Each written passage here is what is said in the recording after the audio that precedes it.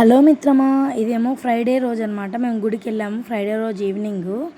ఇది అమ్మవారి గుడి అనమాట. తిరుచానూరు దగ్గర అమ్మవారి గుడి, అయ్యప్ప స్వామి గుడి రెండు ఎదురెదురుగా ఉంటాయి.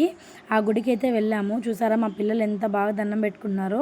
ఫస్ట్ బ్యాక్ సైడ్, గుడి బ్యాక్ సైడ్ వెళ్ళేసి అక్కడ ఫస్ట్ వినాయకుడికి, తర్వాత సుబ్రహ్మణ్య స్వామికి దండం పెట్టుకున్న తర్వాత అక్కడే నాగులు ఉంటాయి, నాగులకు కూడా దండం పెట్టుకుంటాము. మేము మా ట్విన్స్ పిల్లలు పుట్టకముందు ఇక్కడ నాగులకు వచ్చి 4 గంటలకు వచ్చి బ్రహ్మముహూర్తంలో పాలు పోసి టెంకాయ కొట్టేవాళ్ళం అనమాట.